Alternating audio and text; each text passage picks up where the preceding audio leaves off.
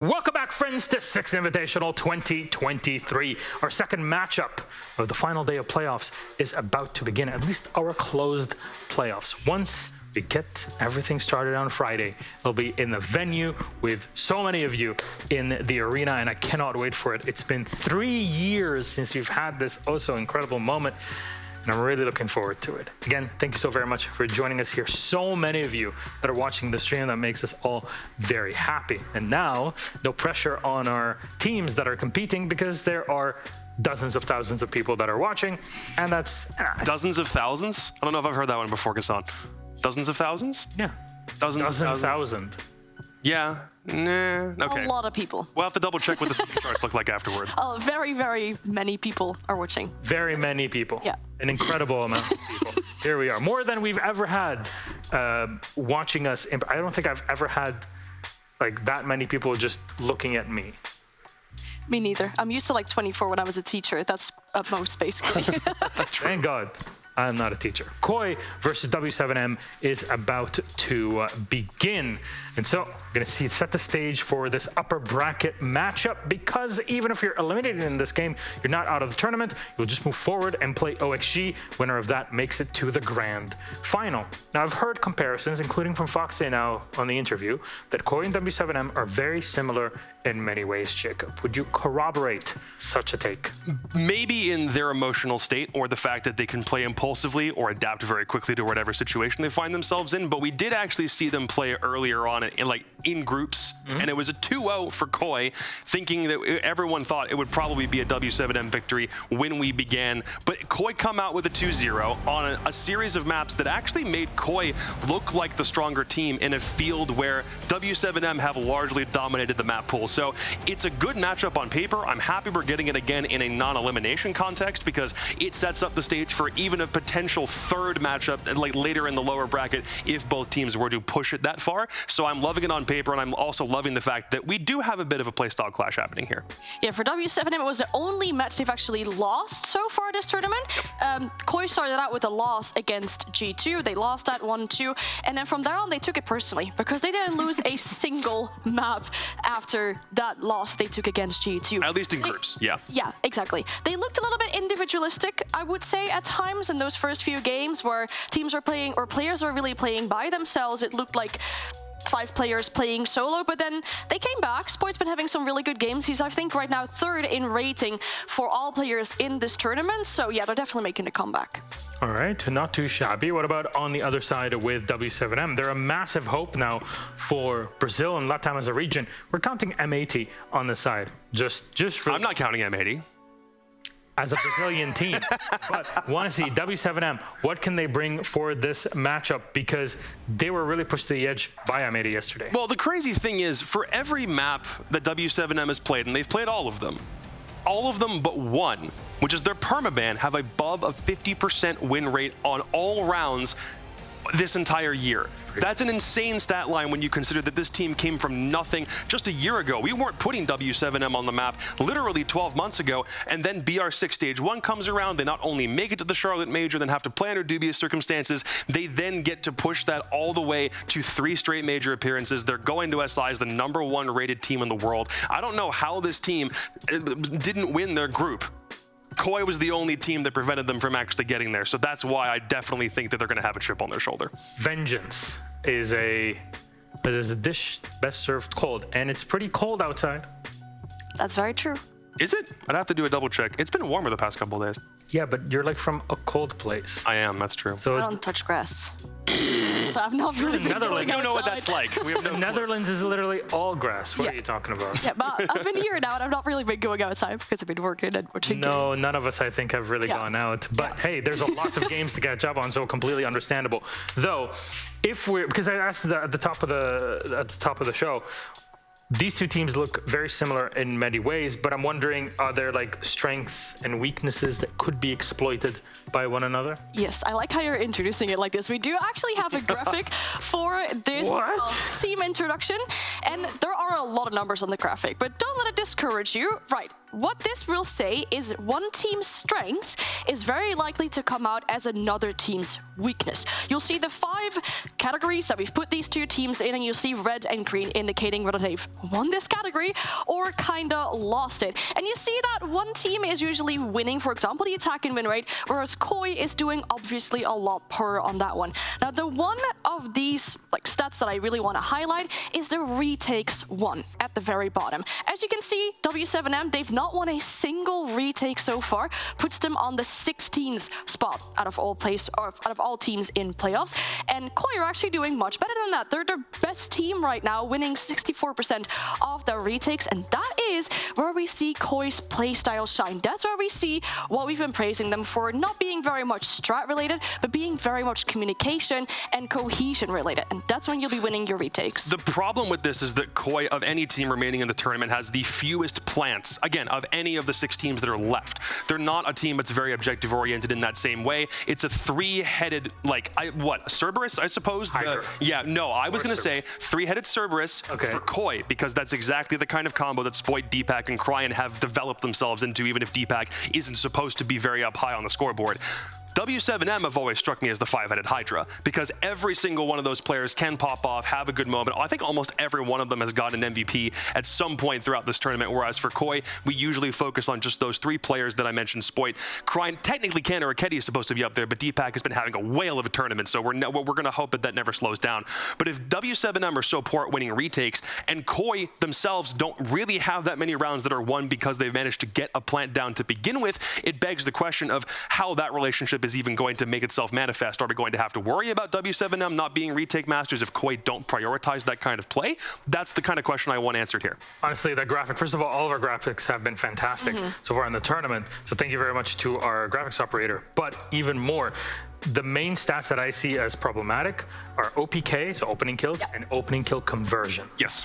The fact that w7m are first in opening kills but terrible in conversions is odd, and that has to be fixed against a team like Koi. So what maps will they have to look into those stats, or at least try to improve them on? We have our best of 3 series up and ready. Here are our maps. Jacob, please, can you guide us through them? I mean, again, the big thing here is Koi trying to find maps that w7m may have a bit of a weak spot for, because so many of their maps are fantastic and you really can't find a weak spot. So they've opted for Clubhouse first. Honestly, a map that in some cases feels like maybe Koi's best shot. If we're not heading to a skyscraper or a bank off the rip, that feels like their next best option. As far as w7m are concerned, their Villa play, or their Villa preference over the past year, seems about as good, if not better, than what we've seen Koi put together on Club. So it's 2 very high preference maps for both squads. And then we get to Border. They did play on Border in their final series. How did that one go?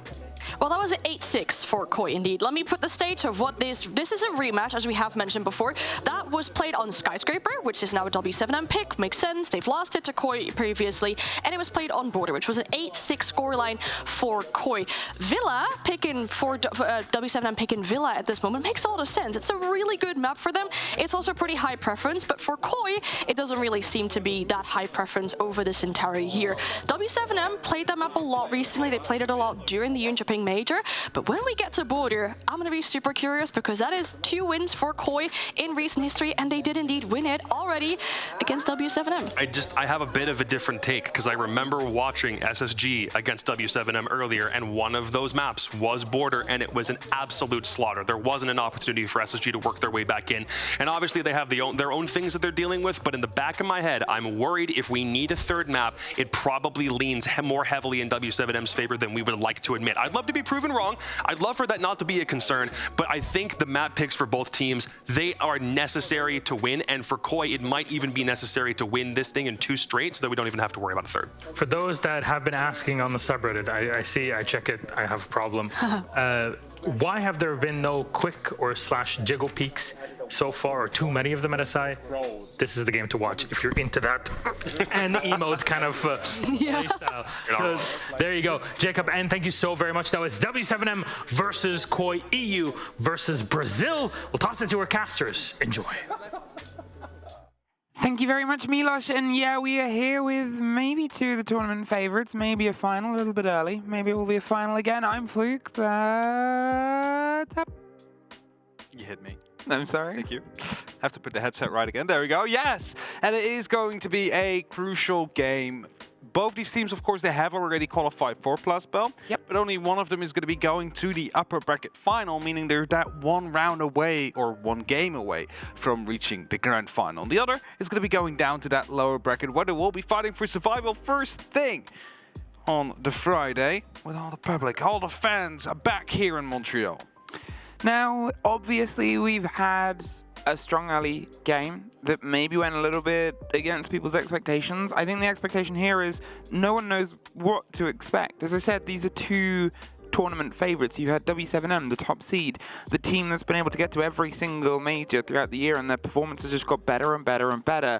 Here they are on the grandest stage, the last sort of remnants of a region, and they're still terrifying. And then you've got Koi.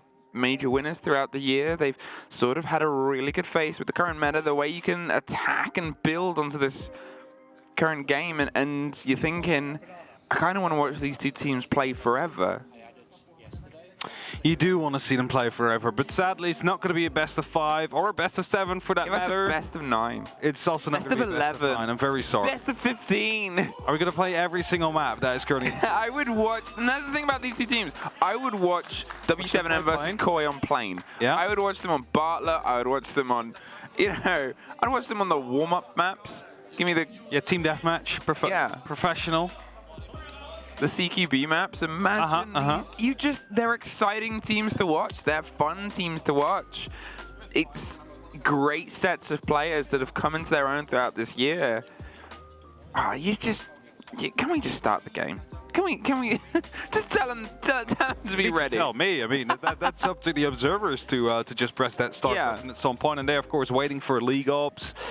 For those of you wondering at home, are like, Caster, start game. It's not us. It's not the observers either. It's also not observers. This time, it's not us to blame. So, okay. Yeah. Let's peel back some of the excitement and talk about maybe some expectations. Obviously, Jacob was sort of talking about the desk of wants it to be a 2-0. You can see that it's a team that can go the distance. I think w7m, their biggest test for me of this whole tournament was how are they going to function in repeated best of 3s. They were fantastic in groups and best of 1s throughout the year. They were learning and improving, picking up Julio and getting their heads in. It's always been, 2-1s. It's not quite been the clean 2-0s that Koi does. However, that is sort of that other side of the coin where it's like, well, they're proven now on their biggest test. Koi could be in danger if this turns into a longer series. Could definitely turn into that danger. Of course, these two have met before as well. That was a quick 2-0 game in favor of Koi. So another bit of a revenge match coming through. First ban, Buck. That's going to, of course, limit the verticality a little bit that they can bring on the attack. Dokubi, of course, after the buff is not out of the ordinary to see banned every now and then as well. Dead people can no longer watch the cameras, and if your intel game is strong, and I don't think we need to be mentioning Koi and their intel game with the Biggie T on the Echo. I see dead people. Dead people don't see me. Very true. No. Yeah. It's Dokubi. She keeps you safe from ghosts. Which is cool, because you got the really spooky Dokubi skins in the game. Being a ghost. Yeah, there is. Protecting you from ghosts. Yeah. The ghost goes to be Valkyrie is the final removal here. We start on Club, and Club has seen a lot of play throughout this tournament. It always does. It's Club. Often as a second or third map, though, there's, some teams that love to bring fights to Club. w7m is one of them. Yep.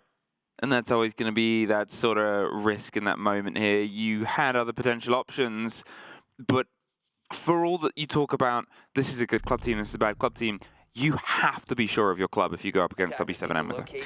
Yeah, Club over the Six Invitational so far has been played a total of 22 times. This is the 23rd, we'll see it. A total of 251 rounds were played. It is generally a defense-sided map. So, w7m, they are looking to find 3 to 4 rounds out of this first half to continue with the current statistics. But it wouldn't be too out of the ordinary as well to just see Koi take 4 attacking wins right now and see w7m do the exact same thing. Yeah. On the turnabout. This is the thing about how these two teams might formulate. Who is going to have more in the sort of tank at the beginning of the series? Sometimes they've been a bit slow to warm into it. We've seen big comebacks on the side of Koi. We've seen w7m. Sort of, as I said before, the series goes longer and longer and longer. But by the end, that's when the machine is fully rolling. Koi need to make sure they get off to a bit of a good start here, and with a full roam, pretty much the extension over most of the map. The Solus is going to be on the hunt. They've got themselves the rotations. What option is Koi going to have as their first steps? Well, they do have the Thatcher available, which should making these walls open up a lot easier for them.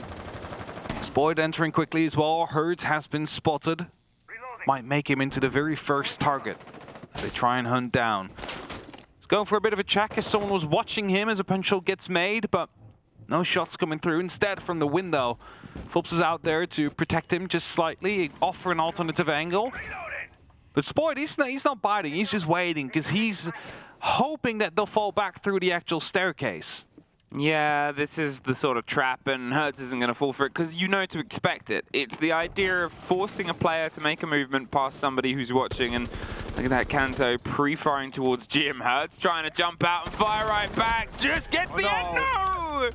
Kanto tucked tail, turned around, got the kill, crying 6 some damage. It was a huge risk there from Hertz, and you can see that w7m's utilizing that to go, let's get back to site. They have to get back to site, yes. They cannot afford to, you know, play that numbers game even more now. Because they already won down. Now they're coming up against 5 players of Koi up towards that first floor. If many more will fall, then it just becomes such an easy attack, such an easy execute. So wasting as much time as you can has been completed. Now you just wait until they start hitting the site directly. And a 4v5 in that case would be easier to win than a 3v5, logically speaking. So that's why they fall back. Now, as the focus can be played towards the hatches, towards the push on the back end, with all the electrics on the board and Thatcher as well, it shouldn't be the worst juggle in the world, and it's just a matter of getting them open. There's obviously impact trick to be played against the Habana. It's a process that takes a bit of time, and time is steadily ticking here for Koi. They sure have, you know, 50 seconds still left on the board, but look at what they're doing now. Look at the process that was wasted from the early game there, from w7m's roam, from the jump out, from the pressure they put themselves down. They're trying to still hold and formulate, and as I said, the impact tricks, this juggle, it's a good 20 seconds even on a good day.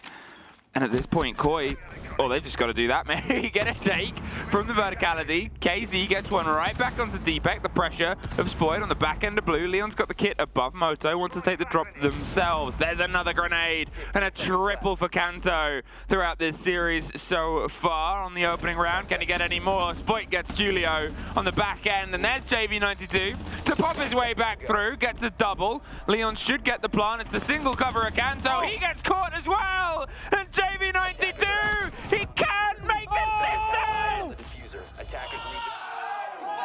JV92 coming in clutch right there in that very first round.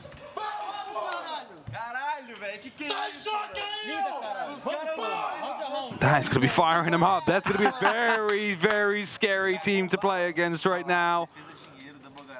That's just what w7m need. Just that little bit of energy early on, and now we're off flying. I think maybe I need a little bit more. If this is how the whole game, like we knew the game would maybe go at moments like this, but the first round, instantly, the first round, a 20-second push and a quad kill on the back end to clutch it.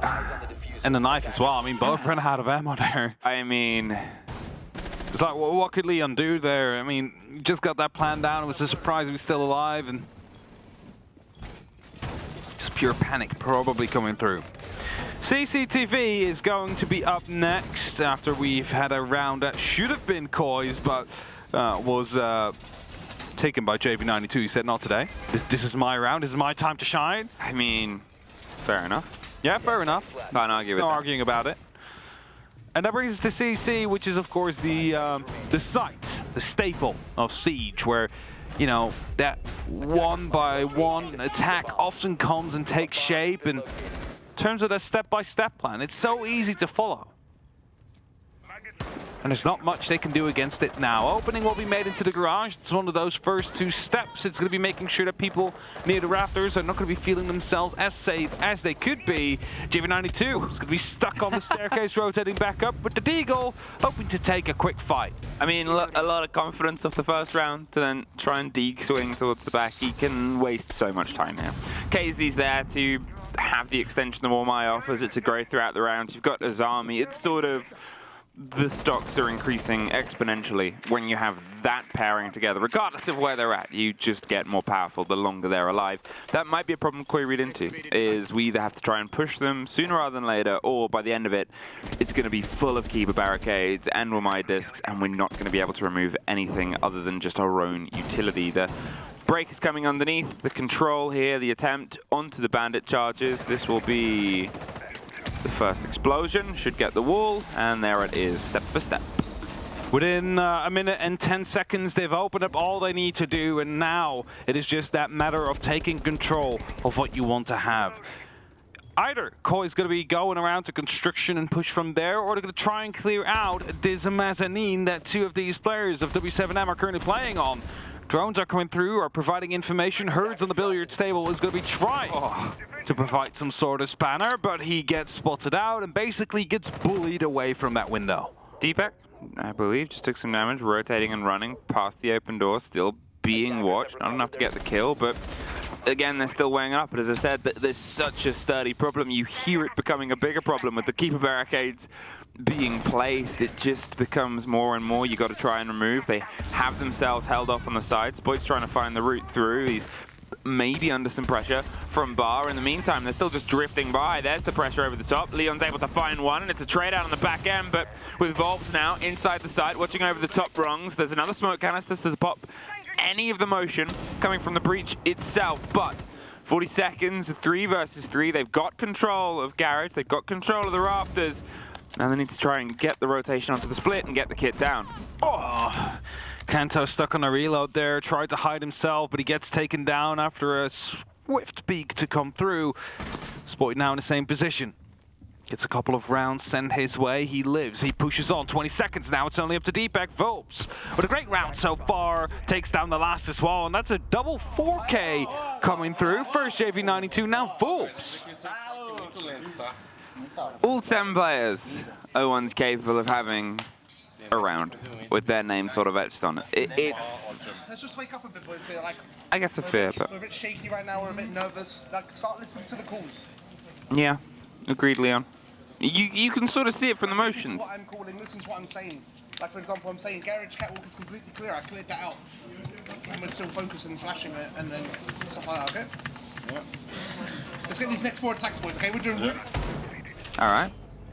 4 attacks. And you know, he's pointing it out, obviously, in the game, and we get to be the viewers from above that can sort of say, yeah, there's a lot of caution aid that Koi doesn't often do. I'm not going to say it's always the argument, fear or respect, but it's knowledge. It's knowledge that you know what can be done against you, so they want to make sure that when they go for it, it's clear, and a second guess just gives 2 opportunities for something to go wrong. Yeah, that's hesitation kills. That's the saying as well, right? Like, if you go for it, you just need to go for it. Like, if you stand there in the doorway, just waiting a bit too long, eventually you're gonna buy just enough time for your opponent to make that decision for you. So, as we headed towards the next top floor, which is bedroom and gym, we'll be seeing an extension, of course, towards the east, which is all going to be quite basics. Nothing really too out of the ordinary here. The question is Koi going to be dealing with it? Because often what we do see is the CCTV wall to be opened up, so at least there's going to be the pressure for players out there. And as it looks like they're going to try and open up Jacuzzi, there's an active bandit trick there in the name of Hertz, who has keeper barriers to protect his bandit wires, to protect him from sitting here. And also locked off the drone hole, which means they cannot get an explosive through right away. Yeah, it's a bit awkward there. See if they can try and get that removed via this without suffering anything on the back end of it. You don't just want to get sprayed onto, and there's always the risk of that, but there's this. One more hit, one more knife, ready to go. There it is. tried to get through that. Still another Kiba in pocket. So even if they punch this one out, they're going to have to do it again. And if you just look at the clock, already 1 minute and 20 seconds that have been wasted. There's nothing Leon can really do. A grenade from below, though, is going to be coming in from Spoil. He's still afraid that he might be checked. That will land. It's going to be taking care of the bender wires. The second one is supposed to take care of Hertz. Oh, and it goes far. How did that not kill him? I have no idea how that didn't actually kill that man right there. It was red and exploded. You'll need a slow-mo to try and piece that one together, but it's a blow here on the side of Koi. That should have in the world been the take on the first, and the break of the breach. You've just got to rebuild behind it. W7m, they've been given a windfall, and they're more than happy to sort of go, all right, let's keep moving on that. That wall will stay locked. Another keeper barricade, but at this point, you know, with 2 grenades left from Kanto, with 1 exothermic, you still got to try and run the numbers here, and if you need to focus on other things first, because again, the most precious resource that seems to be messing them up so far is time, taking a bit too long to have the confidence to swing into the engagements. W7m still have the extension to CC, still have themselves in pit, and there's 30 seconds left. This should be a W7M round right here, because what does Koi really have? Windows to jump in from, potentially a hatch. That's going to be about it right here as Deepak misses the opportunity to take down the rotation that is headed back towards the side. He will be punished for it. Kanto taking lots of damage as well from every single corner you can imagine. And it is JV92 with another triple kill, chasing down another quad kill. Yeah, Leon versus the world right now, but the world wins out 3 rounds in a row here for W7M. And a timeout requested by Koi. Let's have a listen in. Alright boys, listen up. There are 2 sites they can go to. They can go to fucking bar, or they can go to basement. I assume they'll go to basement again. So keep this up. Listen hard. Listen closely, alright? When our flanks on basement are a little bit weak, so make sure we're taking a nomad or a climb for that fucking garage ladder, okay? Yep. Other than that, our basement push was really fucking good. But right now, you will need to take a deep breath and start relaxing. Comments are going over people's heads. Yep. No one is listening properly, okay? Start saying heard and slow the fuck down, okay? Sure. We're slow in the rounds, but when we're actually coordinating to remove the bandit from the wall, or when we want to open a hatch for the cave, slow down, enunciate, and take your time to explain exactly what you want, in what order you need it, and then you will get things open and done. Let's go, boys! Let's go, boys. Let's go, boys. Give me ace possible for this one. We're so much fucking better than these boys, guys, okay? Yep. Ô, Navito, é isso. Vai de arame e repõe os arame lá do bombeiro e do corredor, fechou? É isso, bom. Joguinho tá da hora. Okay, guys. wow. Yeah. We find ourselves rolling in here, and it's tough. I think that's the thing is, you know, the push here wasn't too shaky last time. They got the kit down. They just, on the back of trying to survive a 0 to 4 clutch is, you can't really write that stuff in, and you can't really write that as the sort of, what was wrong, well, this happened. Yeah, I mean, it's like a tornado coming through. As you can prepare as best as you can. It's a natural disaster. Sometimes the tornado will just decide to destroy everything. The tornado's called JV92 for those of you that are just joining in. Same for Phillips. Oh! 5 seconds to go. That's unfortunate. JV92 dropped. Attacker's objective is And so does the rest of W7M.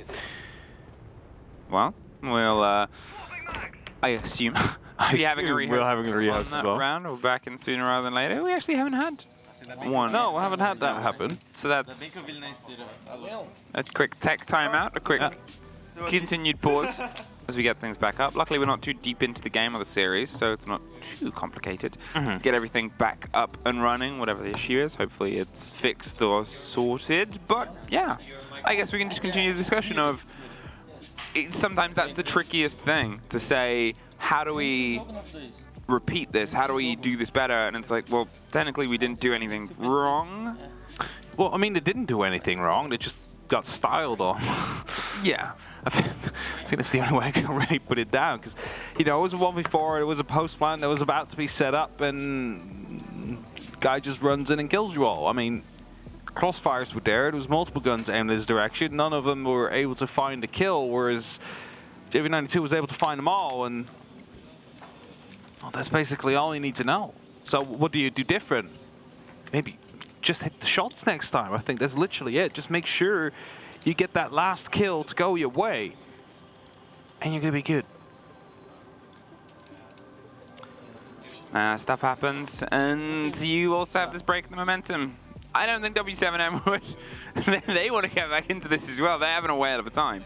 That's the sort of read through here as well. Is, you know, they've come into this series swinging. They've come into this with the knowledge that this could have been a match now. This could have been a match in another rung. This could have been a match in the grand final.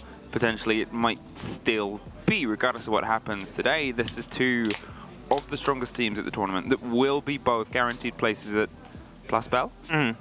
Plus Bell. Plus Bell. I know a lot of the Americans call it Place Bell, but I believe it was Plus Bell. Place Bell. Place Bell. Referees and tech crew coming over to see what exactly the problem is before we can get back into it. Simple mouse clicks, that could be the solution. I mean, who knows? I wish. I wish. We've all run tech support for our families. We have. I think everybody. Sometimes it is as simple as just. Sometimes it is as simple as just click the mouse. Yeah. Or try turning it on and off again. And something on and off again. Might be what they're doing now. You don't know. So. So yeah. Yeah. We could just wait and talk about those first 3 rounds. Round 1, of course, was Arsenal. It's the same site we'll be headed to as soon as we are getting back into the game.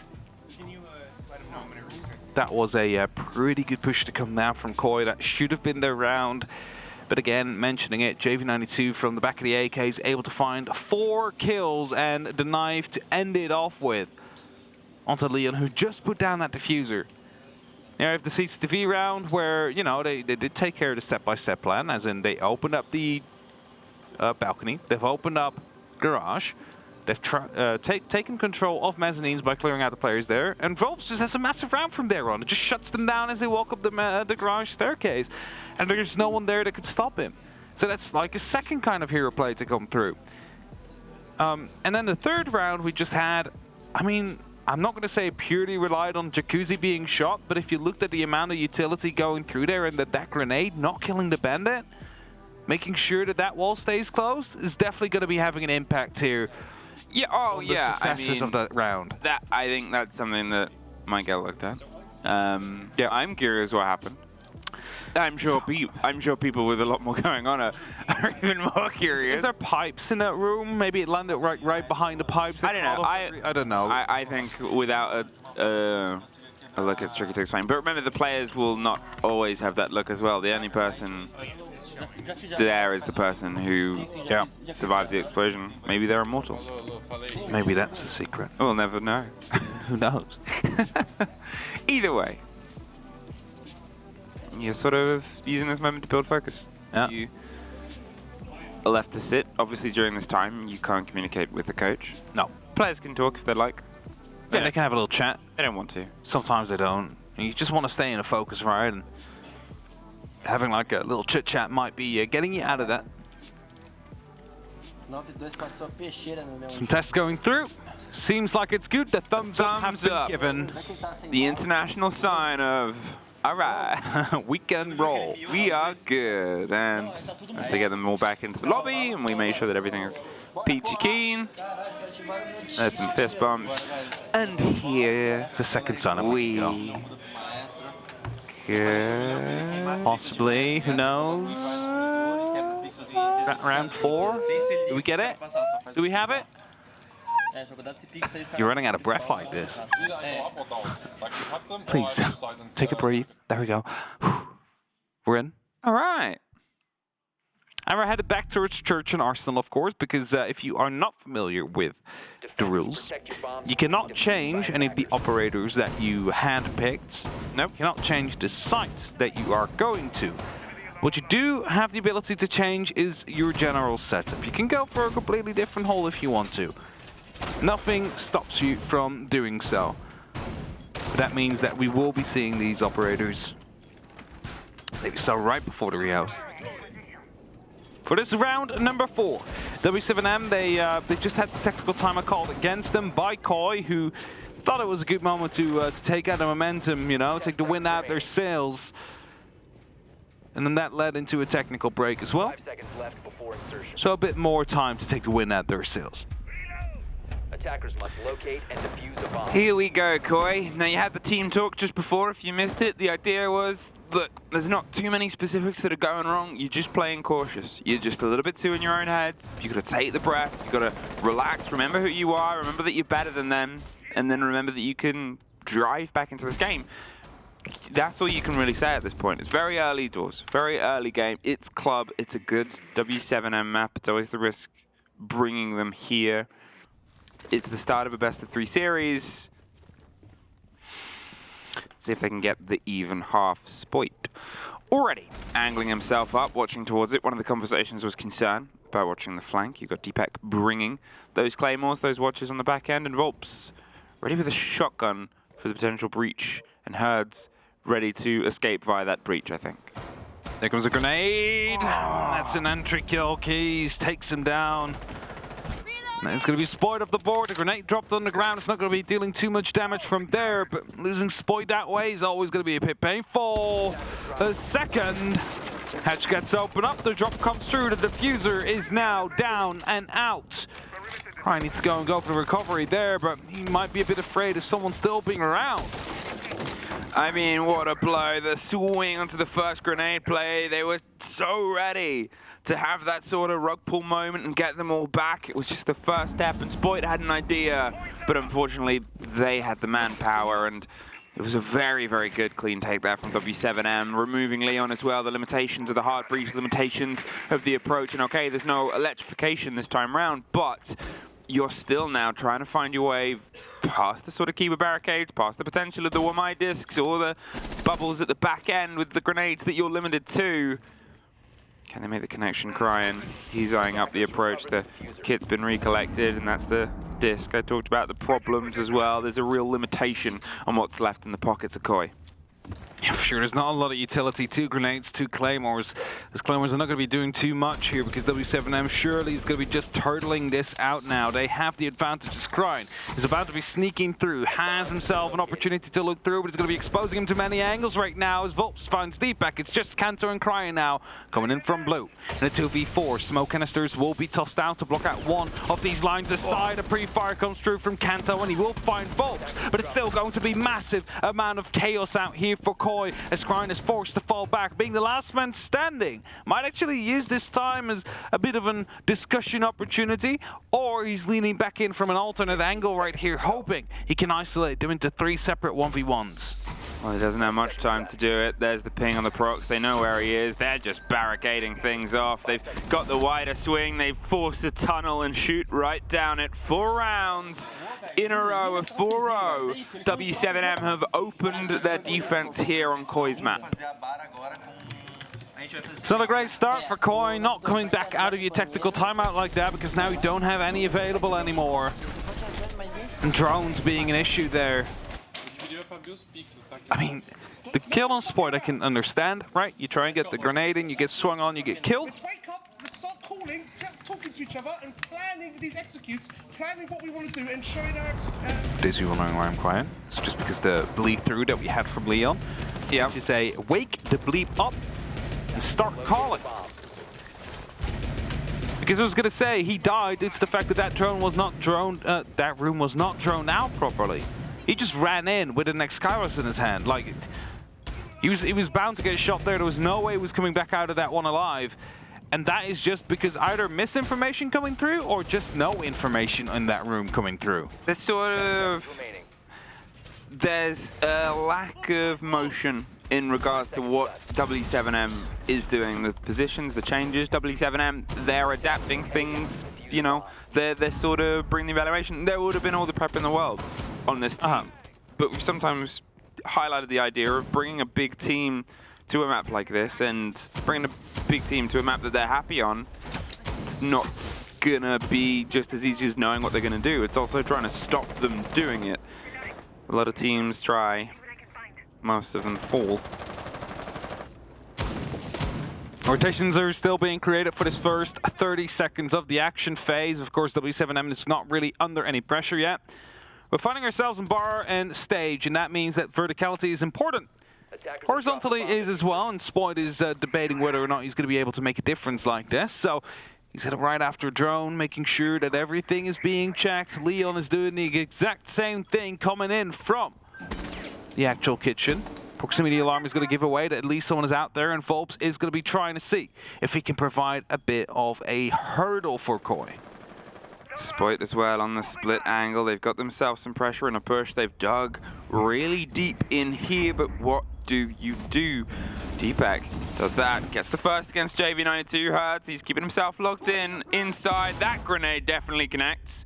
Kanto clears out Hertz and gets the second for the round. KZ bit wider onto the back with Kanto getting one more for his trouble. Volps finally swings round and finds the first and pushes up to the top to look towards Deepak on the back end, but he's able to win out that long engagement. The distant spray from KZ puts an end to Kanto, but gives the call where he is. He hops round right into a gunfight that doesn't quite get the full lock in. There's the end of it, crying. Finally, they find their first round. Couldn't put it better, crying. Way better. Sharp from Koi here. They were able to find themselves these engagements and bring them to go their way. Was it a synchronized push? Not at all, really, because the kills all happen like at different parts of the map. They were in different parts. Right? It's like multiple people doing their own thing, being successful with it. That grenade, beautiful, by the way, from Kanto. And then instantly aware of the fact that someone could be coming from CCTV. He then found the later kill as well. Got shut down by the one you just saw on your screen. But overall, Koi able to win out those individual gunfights and just fights all over the map, helped them out to get that round. 4-2, not the way you would have wanted it, Koi, but it's still possible and buys you 2 rounds of breath, potentially 2 off-sites, and you can see if you can try and drive some of this map back on your defense, which w7m will have to try and break and bash their way. You need, I would say this round, you need to have that little bit extra windfall. This map, this site specifically, got quite aggressive. There was suddenly a lot of trades going on. It was where Leon highlighted, we need to pay attention to the calls, we need to get our heads screwed back on. Can they try and adapt themselves to what was, you know, sure, it was a bit of smash and grab.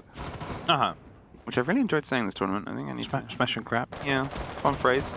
But they were also rebuffed a little. There was the hesitation in the movement behind Leon saying, I've got the bodies on rafters.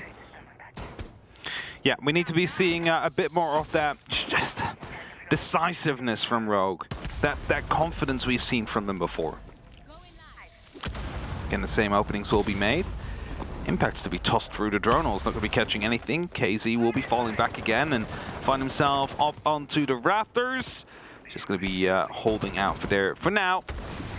ZMP is coming through just to make sure there's no active trick or no mute jammer there to stop the exothermic from going off. And that is going to be step 2 taken care of as well.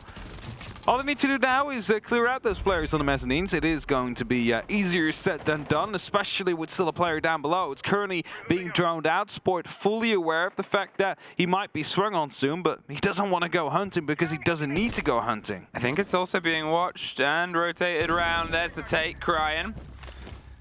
They were right on time, right in the right place, and they're able to take care of Herds. It was an important factor, the rotation game, the limitation that was being done before. It seems like Koi are much more aware of it, and they've been able to capitalize on that opening body once again. But with a minute 20, the main breach open, Garage still not really in their control. It's the rotation, the focus down towards it as well. Volps hiding around Logi, waiting for maybe a drop on the back end, but there's KZ heading 1 and 2. And he makes it look so easy. And are you doing everything right if you're Koi? And then something like that just happens. Kanto going quite low now as well by KZ after he just took out one. The flashbang is going to be coming through. Spoit will shut him down. We'll punish him for his positioning out there. Now a minute is going to be left on the clock, and we're finding ourselves in a 2-on-3 situation with a single member being very low on Koi. Where are they going to be trying to make this plan happen from? Are they going to try and, you know, control it from Garage, or are they just going to go for a sprint through? Tulo still has the C4. He's been in the clutch situations before. He's made sure that he can make his mark matter. There's a rotation from the Maestro underneath too, and remember, they've got impacts. They've also got the secondary potentially to try and pop open the eyes and angles, and someone going for the plant with only 20 seconds. There's not going to be too much room for improvement if things go wrong, so they've got to make the mark happen fast. Volps revealed as underneath. The first impact will connect. It opens itself towards the angle and the rotate. There's the breakthrough. They're holding directly underneath, and there's the first fed into the Alder. They're hunting the second, but they keep on pushing, cannot win it out. Round the back end, Kanto cannot find it. And w7m just get themselves over the line there for the 5-1 half. The verticality there made it so they had to go for the run through. They needed to find the side under full control. And just a single kill was needed, but as they found it, the rotation already there. 1-5. Swapping the sides. Koi now headed over towards the defense themselves. They're starting it off on Arsenal, where they haven't found success, but should have found success themselves as they were attacking. Nope. You listen. You don't need to, you don't. It's just little talk. And just Little in-round talk, but they've got inroads to make here. We have Kanto playing a pretty solid game so far. We're missing some of the other guns of the team popping off, but it is not that they're not there, and that's the main thing. It could have very easily been a 3 versus 3, or a 3 half there throughout there, depending on that most recent round where it was another 2 versus X clutch, as we saw the 1 versus X clutch in the very opener round. Koi aren't a million miles away, but the scoreboard doesn't care about that. The scoreboard only cares about who wins the round. Okay, here's the grand scheme of things. It's a 5-1. w7m, regardless of how they've got there, they're there now, and they're so close to pushing this first map over the edge. See, that's the fun thing, right? The scoreboard doesn't care about kills. No. It's mostly the people playing and, you know, watching that care about it. But eventually, it is going to be that scoreline that will dictate who the winner will be. w7m, all they need to do is just, you know, get an attack in time. Look at this. On point. He's ready for it. He is so ready for it. Oh, and it's clear. There's no one there. There's no one there. You have Deepak on the back end. The diffuser's made its way up. The Flores drone's opening up the soft. It's going to let them through, and it's Deepak versus the world. There is a rotate back onto blue. Leon, he might be able to get a call and a read. There's the break on it. Good timing, I think, for his sake. If we say that some of the things have come together on the side of Koi there, well, that's definitely another one. It was almost an immediate breakthrough onto the side. If they had done it, they could have probably very easily got that kit down. Leon drifting back and forcing the rotate. Sometimes things line up as well, just in the other way around. Hesitation killed. I said it before right there. They were droning it. It seemed clear, but they weren't quite sure about it, so they droned it again. They weren't quite sure about it. They droned it again for a 3rd time, and at that point, someone finally came back to protect the site. If they just would have went for it, that could have been the diffuser down already, and that could have been players deeper in the site to make sure that no one was going to be able to come back. Either way, Leon is here now. Entry kill is for Koi. w7m, they're going to have to try and fix this as they go. The first Candelas are going to be tossed in, one probably deep right behind, and Leon in the meantime is sneaking up close. Oh, and he's just struck while the iron was hot. The P90 and the placement and the play. JV92 has to do some of the work here once again, but with KZ for support, Deepak locks the swing round and takes care of it. However, we've seen clutches go against them this time. They've got to do the difficulty of getting the kit planted as well. This is Koi's really to lose. They've had a cam. Not any longer. Tucked round on the side. KZ, he's sort of angling for the fight. Finds one.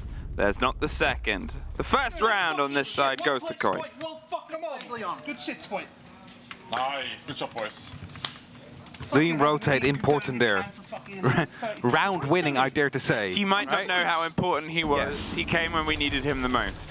That's it. I mean, there as well, the swing in, just getting the connection with the second player, stopping a Candela rush on the moment it's about to come through.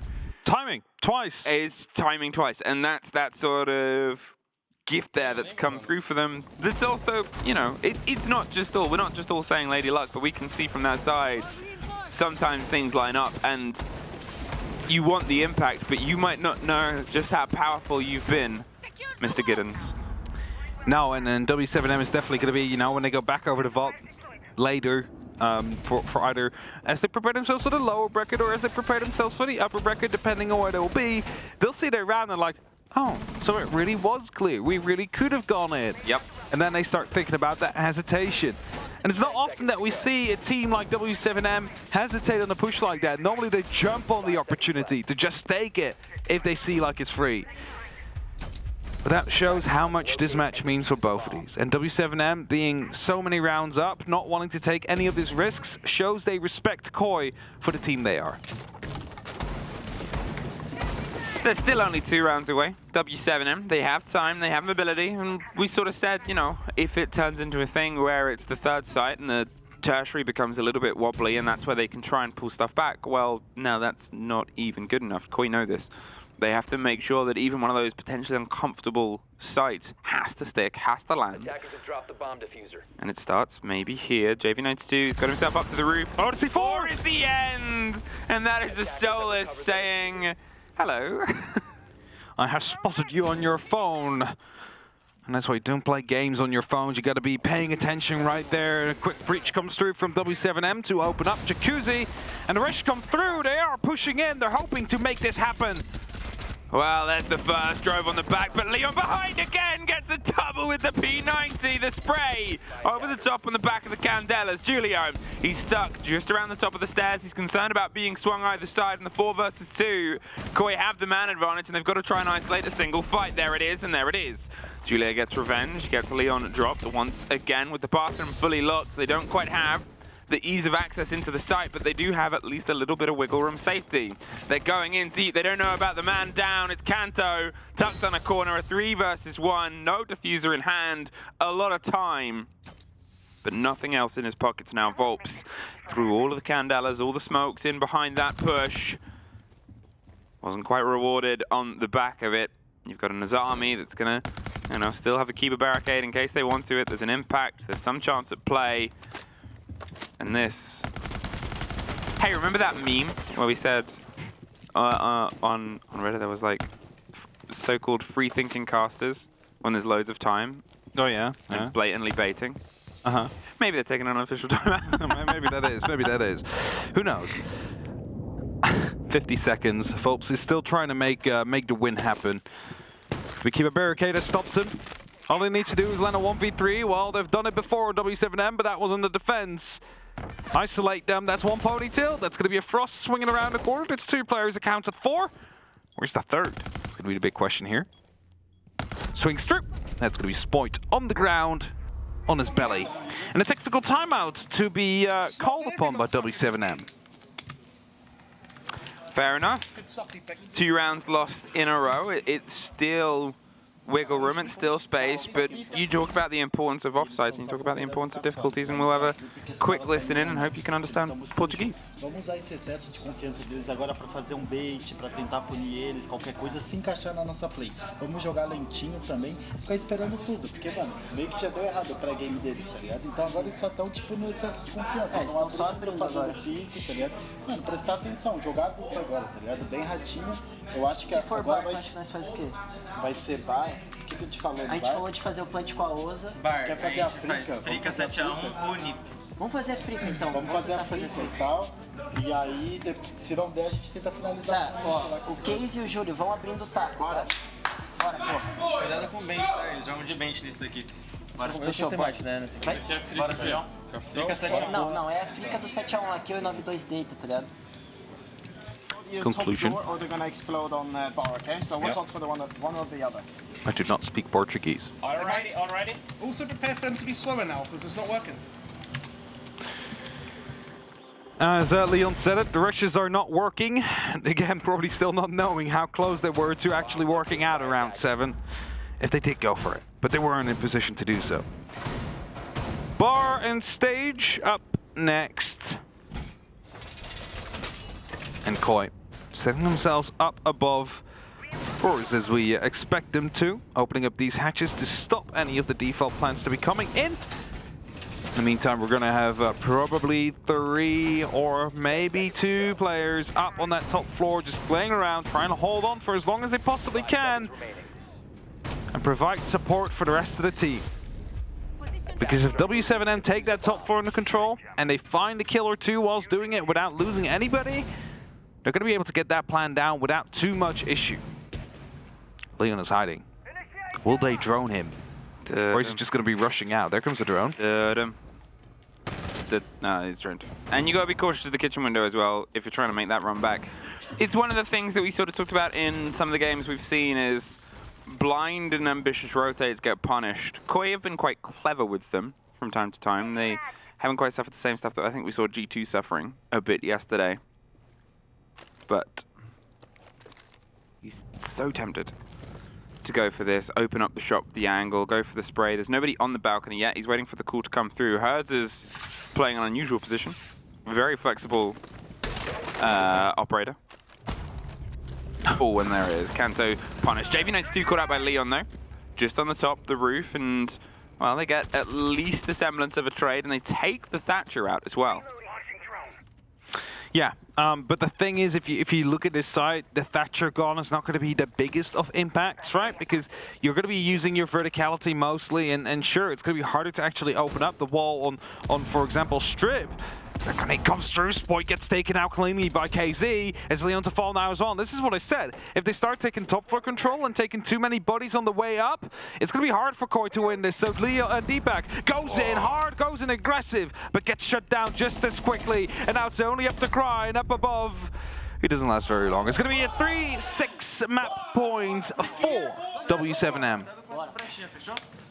To stay in this map, their map, Koi have to be pitch perfect for the rest of this. 3 rounds is the difference. It's not impossible. They've made that divide, a bigger divide themselves. And, you know, at this point, heads in. You know what you've got to do. You know what's ahead of you. We have no Ying. We have no rush. Yeah. Not yet. Not yet. You are the one that's going to be able to lurk up on them now. Might still be the case. Now they will realize we're headed back down to Arsenal. That way we are going to try and find out how many of the Koi players are actually going to be up top, because w7m, last time they were just seconds away from being able to make that rush stick. And if there is a single drone right now that's pre-placed on the site that hasn't been spotted out by Leon on the Solace, they could be gone for a quick push through, because they're still reinforcing, they're still working on it. That is a complete repick coming through in terms of the w7m lineup. A line is out there. There's definitely gone 6 potential. There's a breaching charge to open up dirt as well, but the push is not going to be a rush, I believe.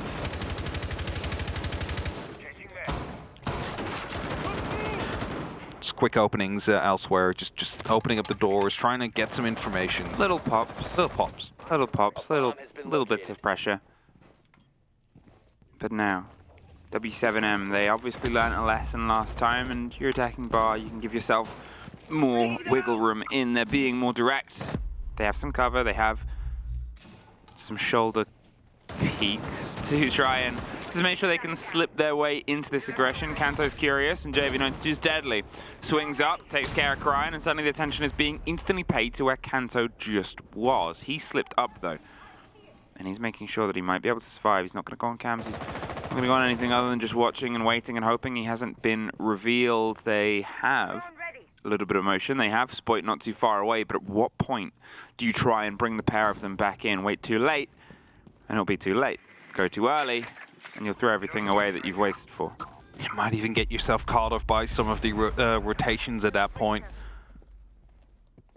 So still roaming up above, making noise now. This will be heard as they run around. Drone gets knifed out. Are they being hunted? That's that big question. It doesn't seem like that. It seems like KZ's still out there on the staircase, though. Finds Spoit.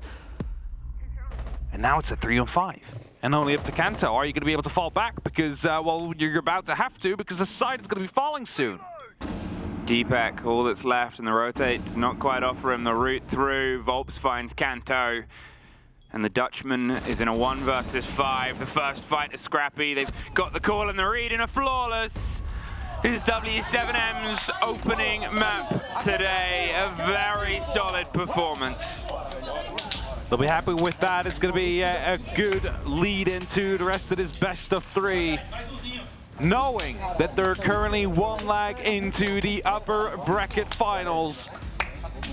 You need to find just a single more map over the next 2. And as mentioned on the desk, if this does go to map number 3, it will be favored for w7m. So they did what they need to so far. Let's head to a quick break before we're back with map number 2.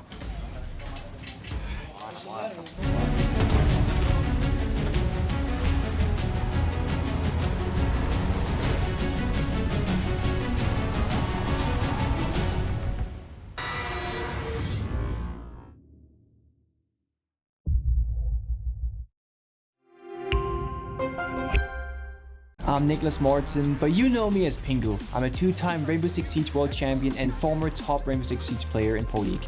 Welcome to my Siege Ranked Bootcamp. We're talking 20 seconds left on the clock, you got the diffuser in hand, what do you do? Play the way that you're comfortable with, because you have confidence when you're in this position, that is when you're gonna be at your very best. Good luck.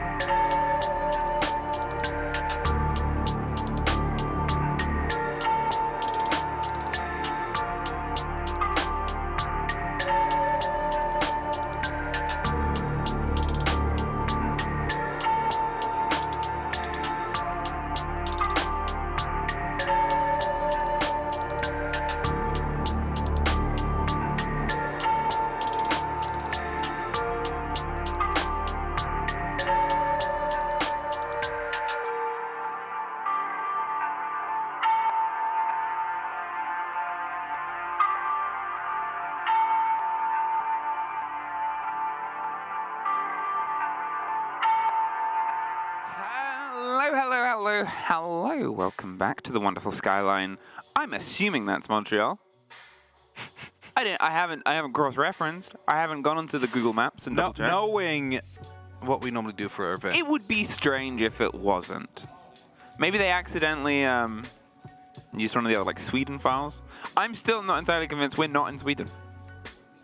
We are. Shh. Oh no! We're traveling out tomorrow. Don't do this. Imagine. This is all just. It's always been Sweden. A big Swedish conspiracy. Well, Fabian is back on the board, so that doesn't make sense. All right, sense made. There's the first map, Clubhouse. And it was not Koi's to take away a couple of moments, a couple of near misses. The scoreboard coulda, shoulda, woulda been closer, but it isn't. At the end of the day, the only one that walks away with the first map, well, that's w7m. Means they've got a chance here to lock this up as a 2-0. It would be their first during their fight in the upper bracket. Although they've been successful, it's been, no, I'm not going to say scrappy. It's maps traded back and forth. It doesn't truly give weight to the result. Obviously, they dropped one map to BDS, one map to M80, but won the most important thing, which is the other two. Yeah, as long as you get two, it doesn't really matter if you drop a map, right? Yeah. I mean, there's no points to be given out anymore in the playoffs like this. It's only going through, being knocked down, or being sent back home. That's the only three options you have. Up until the last game, then you might be lifting the hammer as well. You know, that magical fourth option comes through. As everybody is getting themselves ready, microphones are being put back in front again. Headsets are being equipped just like their earphones. That could be the nerdiest thing you've ever said. Equipping the headset. Equipping the headset.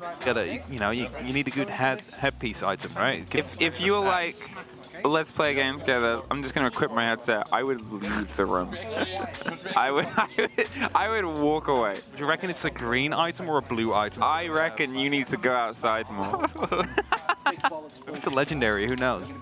Well, I guess Koi hopes it is. We are going to Villa as our second map in this section. We'll be in there soon enough. Koi, it's not their map, so they get the joy of starting on defense. And Villa hasn't seen a huge amount of play in general throughout this tournament. No, I mean, definitely not as much as we saw Clubhouse, that's for sure. Villa is actually the least played map overall during the Six Invitational, grand total of 7 times played. It is very 50-50, 52% overall defensive win rate over 86 rounds, which makes it so that, you might be choosing defense here, but that's mostly just a personal preference because statistics don't really care. No, they do not, and do w7m care? Obviously, the last map is one that went away. The thing is, the deeper you get into a pool, the deeper you get into a tournament, the more people are going to have comfort across maps. The more you'll get more even-handed fights. Obviously, early on in the group stages, there were some teams that we were seeing firsts on map, second plays, because of how things function here, and in comparison to the usual either best of ones of previous tournaments of group stage, or best of ones on it. The Ying ban, the Ying removal there, played generally more by w7m, but they don't want to play it here. So we'll be making sure they're not coming up against it here because it could be proving quite some troubles. Of course, we had the swings happen on the right time from the side of Koi when it was being brought, but well, w7m very, very confident in their own ability here that they're able to make these takes happen without needing to have these big flashy balls just driving right through the site and blinding everybody. Wow, I don't want to hear about those. The big flashy ball. Scandellas. Oh, okay. All right. Dining room kitchen, as you guys will see it in just a second, potentially our first site. Opting instead to go, rather than AVG or the split site on the top trophy statuary, they're going to see if they can maybe start us off here on the ground floor, bring things to a bit of an opener, and with the quick potential pull there of the Ammo, I'm wondering if that's going to stick around for this site, because they have been known to do these little sneaky Amaru plants up hatches, and there's not a direct sort of route through here, but there's always the chance of getting up for cover. Yeah, or taking the top floor quickly, you know, just making sure you bring that pace, but the repick already came through. It's going to be the IQ instead to be brought by KZ. So the Thatcher gone for a Nomad. A lot of swaps actually coming through, a complete line of swap. Still some operators that stay. Just go to different different players here. Just to make sure the flank watch is on point is the reason why they have that Nomad, and also the line, of course, works in both those ways. There's a small focus to it. Now, actually, fun fact, out of the 3 main sites that have been played on the Six Invitational, this one actually does have the highest defensive win rate. It's not been played as much as the other 2, but it is generally quite successful. Of course, the living room has a bit of an exception, played 3 times, 100%. But that's one of those pocket strats, as KZ will be able to find one. Deepak goes for the jump back right afterwards. But this is quite dangerous. That's a very long run. Yeah, that was... I mean, that's the thing about jumping out on Villa. There's not really many places you can get out one side and get in somewhere else. You're very limited on those sort of movements. It's very specific, and even the ones that sort of have a window and a sort of door above and below, there's still a big, lovely Italian lip to decorate the terrace roof, and it's awkward to make those kind of plays. It definitely is. More often than not, you're going to find yourself caught off sooner rather than later. But if we now look at Koi's lineup, that is Solace gone, that is Pulse gone. 2 of the operators that could find information about where the plant was going to be happening have been removed off the board. Leaves it only up to Kanto, Spoiled, and Crime. Now are starting to drop down, which means verticality can be established by w7m. They can start hammering down with a caber. Of course, that is the Sledgehammer name. Start trying to isolate these players. Find another pick before they go for an execute, because they have a man advantage right now. 2 would be better. And obviously, when these 2 teams hit heads throughout this series last time, came from the same group, they only really had Border as the potential repeat map here. This is all fresh. Oh, and KZ! He could have snapped. He double glanced back. They should maybe have been killed there. It was a little bit of a sort of slip and slide either side, and I think both of them will regret not getting their guns into the fight. Because in the meantime, w7m, look at this. Volps crouched his way in. They have no real idea. They're too busy looking up towards the skies. There's a second for Volps. A very clean swing round, and Kanto left alone. He's able to pull off the first. Looks for the second fight on China, but it's dropped on his head. And w7m open up with a first. Urge wasn't having any of it. It's like, you're not going to be 1v4 clutching against us, so jumped right on top of him. It's a good start here for w7m. Under attack right away. Koi not deciding to go back to the dining room, as you see right here, beautiful double kill from Volps. Aviator Games is going to be the next side we will be heading to. That is the side most people will be aware with when you're seeing Villa. To get a trophy, probably the most played sites on this map, also in ranked and unranked. And Koi now needing to find success here. Verticalities are being created to stop people from just moving up the main stairs and putting pressure down on the player that might be sitting himself up there. Need some long angles as well, set up from the vault, just to make sure that there is always that opportunity of contesting people out on the balcony, and the shield on the roost table, just to do the same towards the landing area. That is going to be 3 of the most important parts that Koi has set up for. Okay, Koi. Another false start. And the memories of Villa throughout this tournament for them are that they opened with a loss on it. The only team of these 2, I believe, off the top of my head, that's played it between the pair of them, and it was the opening game versus G2, and it went away from them. It was about, I think, a 7-4, 7-5 maybe. I don't think it quite got all the way, but it got close enough to. So they want to make sure that they can try and get a little bit more momentum earlier on here. w7m, it's their place. You know that they're going to be heading over into their defense. Trickier to sort of maintain and control. Indeed, the loss against G2 is out there, but what they should be more worried about is KZ just about to be swinging himself in with the Gara hook right here. He's hoping to bring some pace on the roam clear up top. He's just waiting for the drones to be giving away the information that he needs to be successful. But there's 3 players of Koi all around him. If he does swing through, He needs to make a very quick decision to either run left or right. Hurts in the meantime takes a small amount of damage as well. KZ. It's a barricade. Does he hear it? Does he know? It's an alibi Prisma right there as well. So if he does go through, he will be pinged. Well, there's the swing, the reveal, the play in the place. He's revealed and he's not going to sit around because he knows there's a lot to be shot round on that corner. As you said, the alibi placement, it gets them the read on the attempt. It was on the back of the E1D. They tried to go with something as a surprise factor, but always, I think, had the idea of I'm in and I'm out. I'm not inning pushing. I'm going to make sure that I can maybe pull a body and then leave, and we can sort of, you know, strike in the night.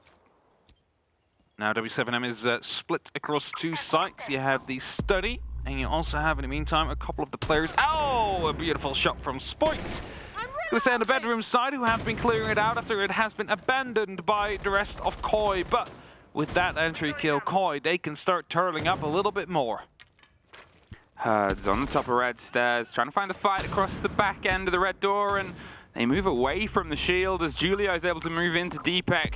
Kanto, oh, he's just entirely caught out there. They had his number and his watch. He's able to slip himself away with a flicker of health, but it opens up this ground for them to try and move in. The smoke canister pops, stops them on the vault door. They're going to go for the break on the shield. The rotate is actually going to punish Spoit there. He wanted to swing onto the fight, but a little bit of timing goes away from him, and they have another body crying.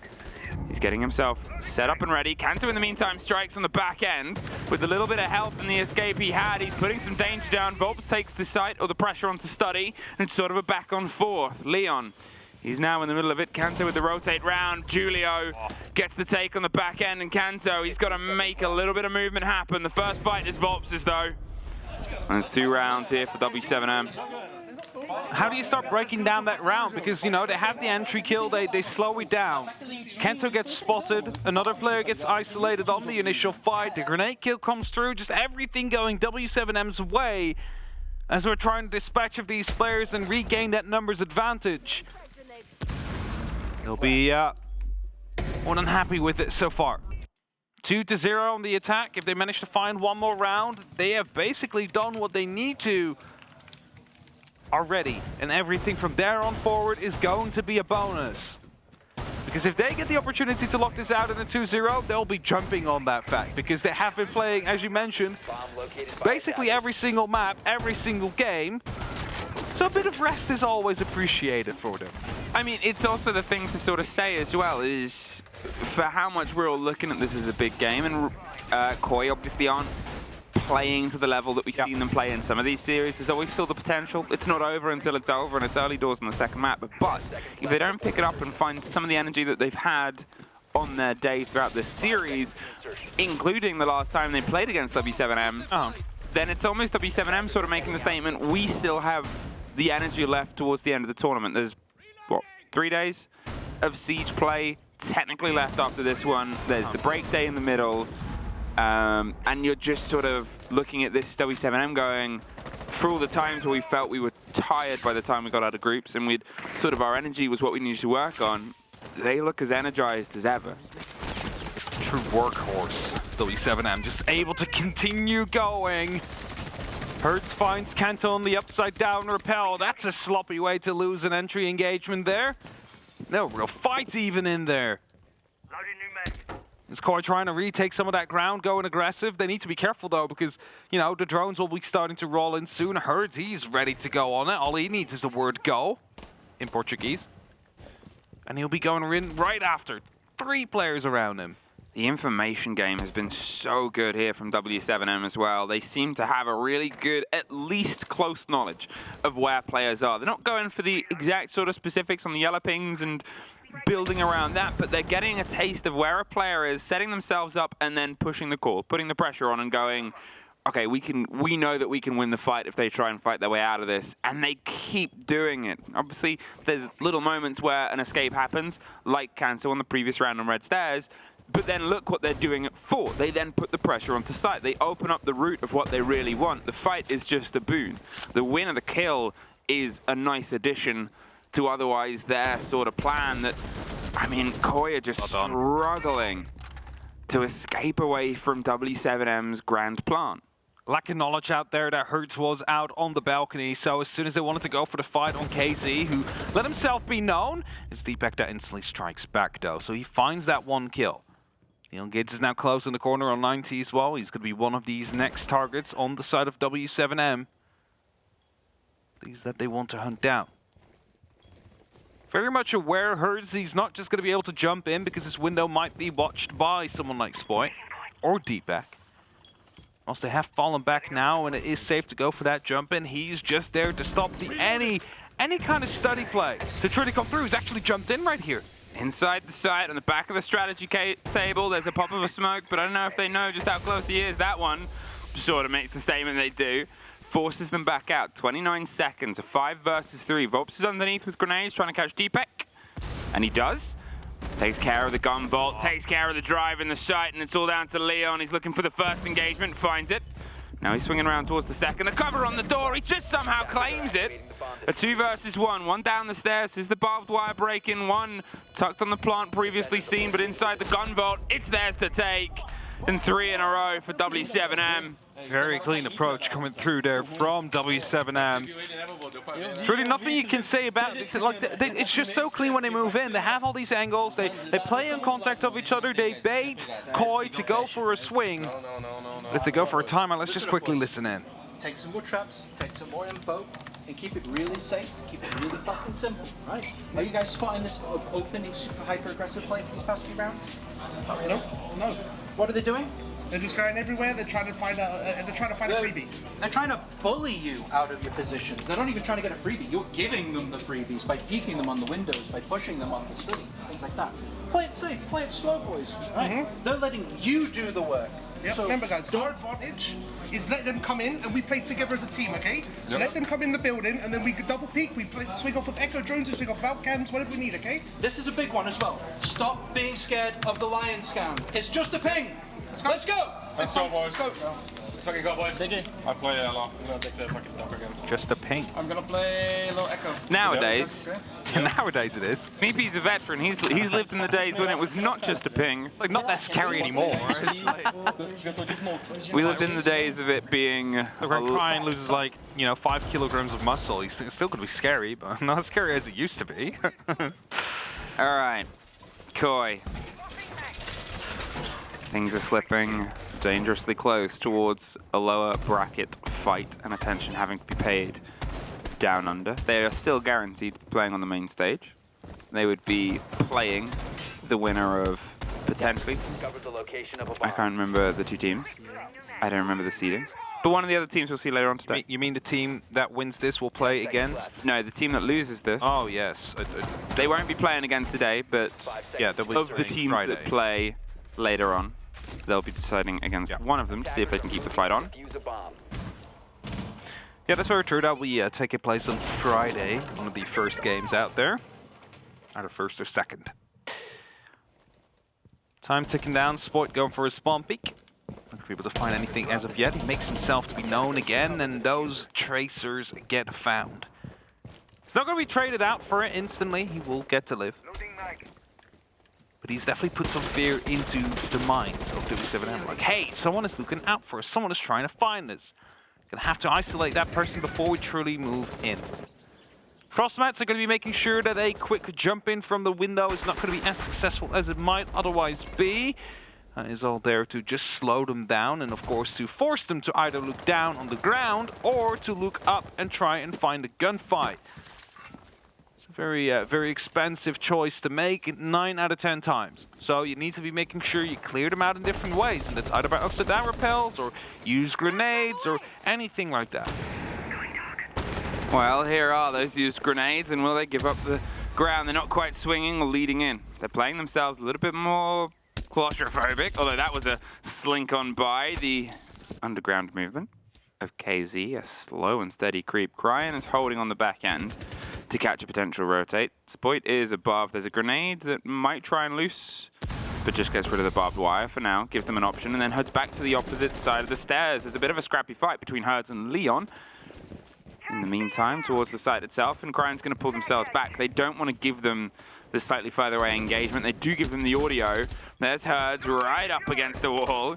Not quite able to get the catch. The air jab will stop. A bit of movement around on the back end. They can hold it and maybe try and put some pressure down towards either the wall of the site or the swing in or the bathroom.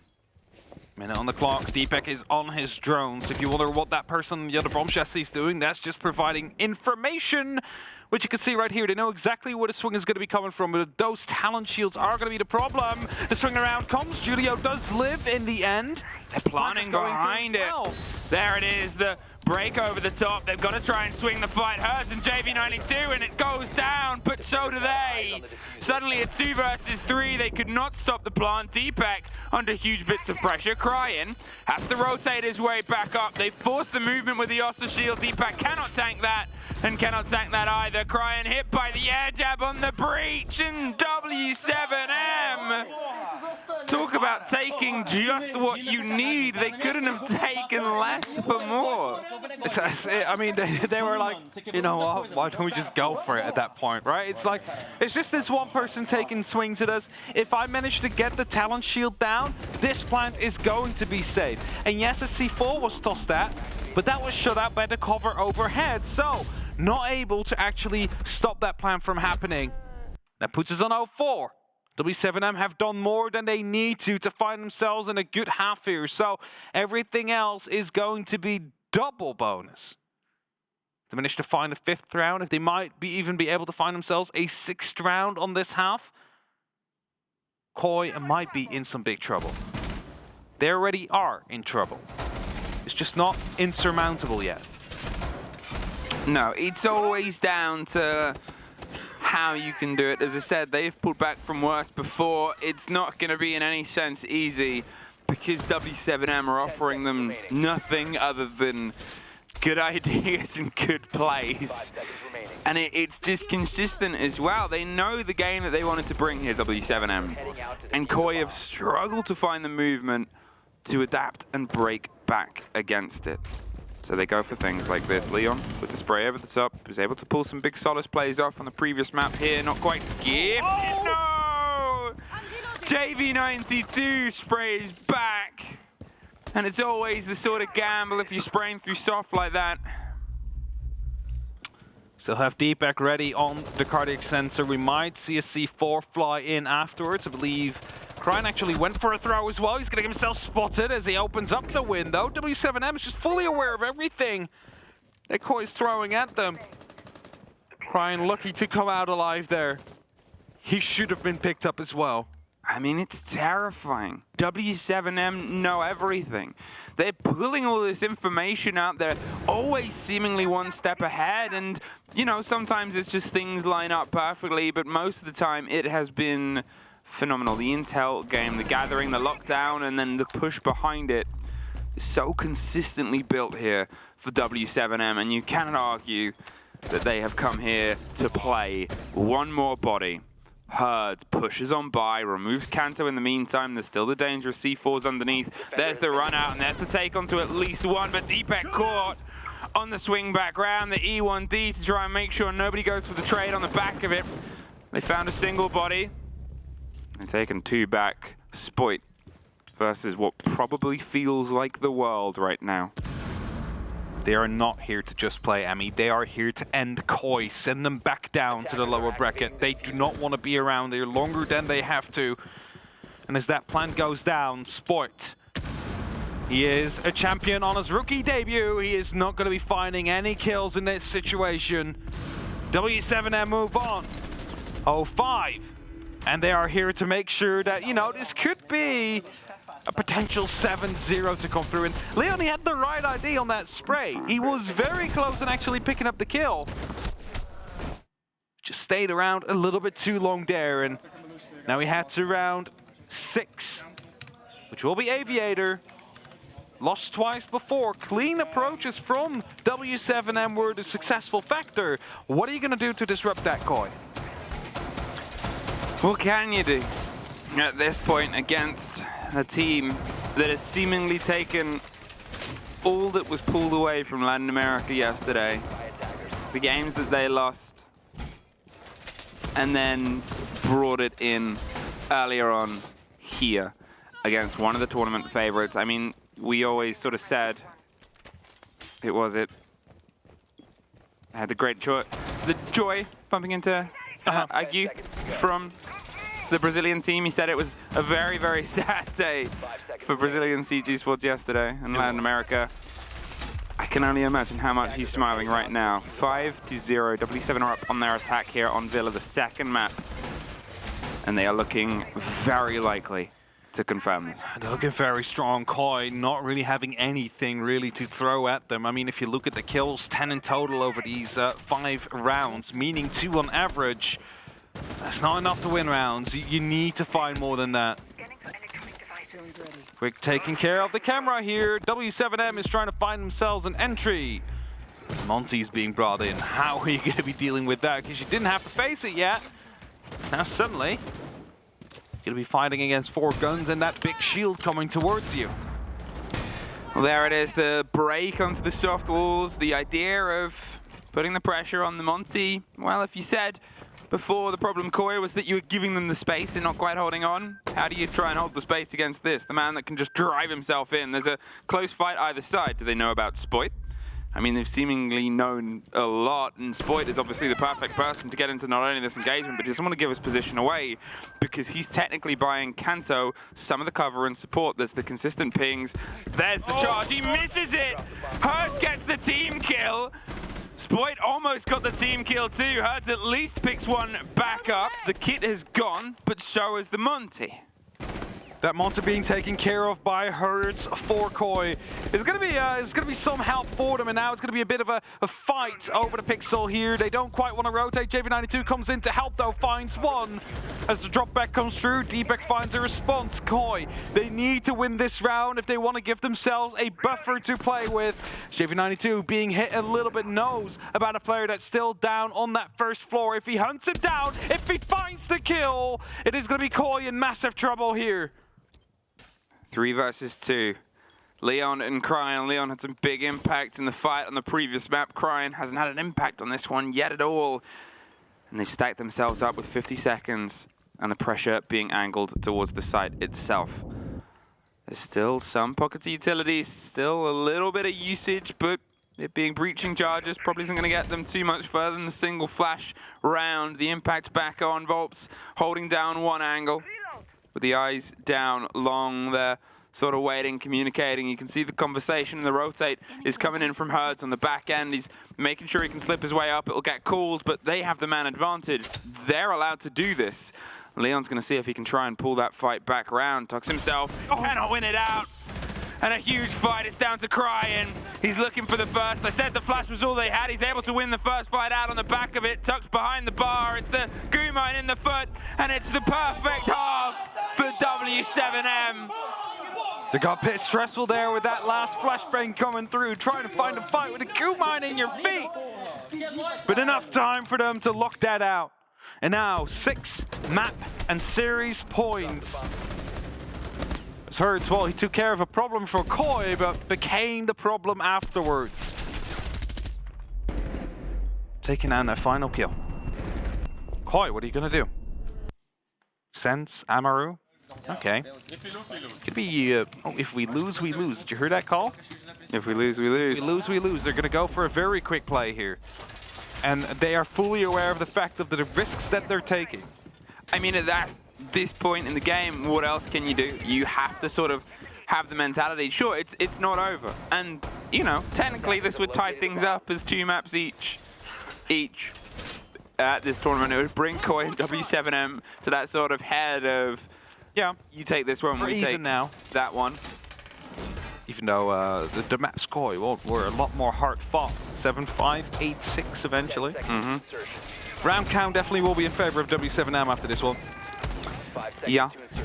Now, the if we lose strategy might actually work out, considering 3 of the W7M members are off-site. There's only Julio on site, Volps quite close. There needs to be a rotation very quickly once this gets found out. Well, they'll start it off here, the pressure onto the balcony, and look at Volps He goes for the spray through, does a lot of damage to Leon, can't quite get the solid on the kill. They're able to get themselves around to the window on the stretch, but the rotates come back towards the site itself. Quick motion here from w7m. I think they read the pressure, I think they read the idea, and they're going to make sure that they're not entirely caught unaware. Maybe it was a call that, well, I saw a sense and I couldn't quite get them.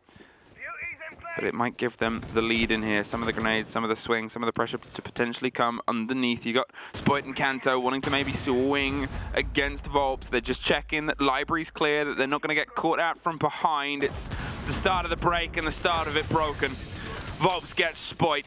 The swing round the stairs, there's another there, they've got the shield, they're trying to find the fight on the angle. The Ashe is going to reveal themselves, maybe not knowing how much cover and support. It's a very dangerous stance. The canister buys time, the pressure onto Study, they do find the response.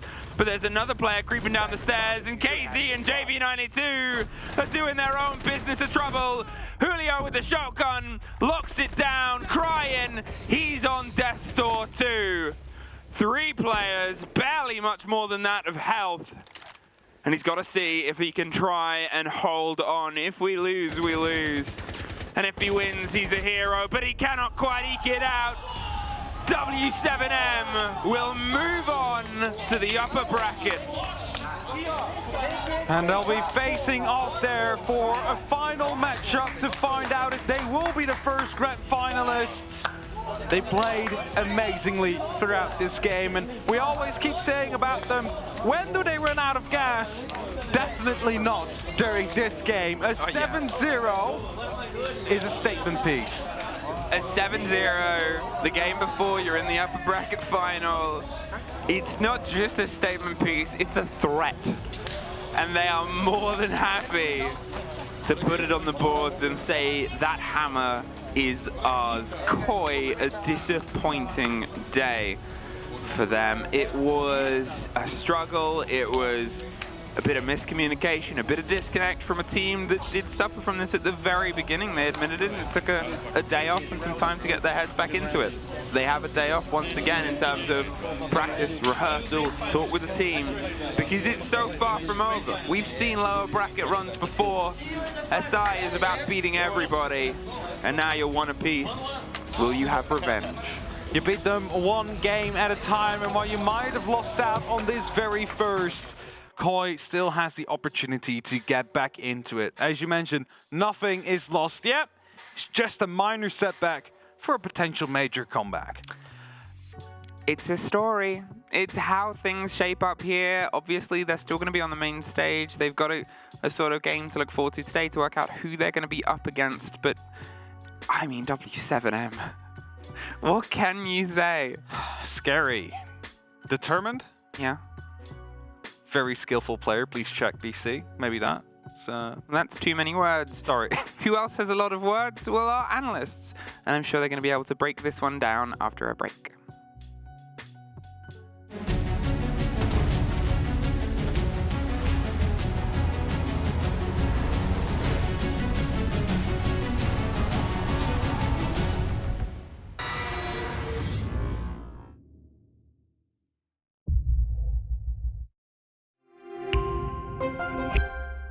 I'm Nicholas Morton, but you know me as Pingu. I'm a 2-time Rainbow Six Siege World Champion and former top Rainbow Six Siege player in Pro League.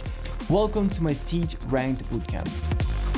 We're talking 20 seconds left on the clock, you got the diffuser in hand, what do? Play the way that you're comfortable with, because you have confidence when you're in this position. That is when you're gonna be at your very best. Good luck.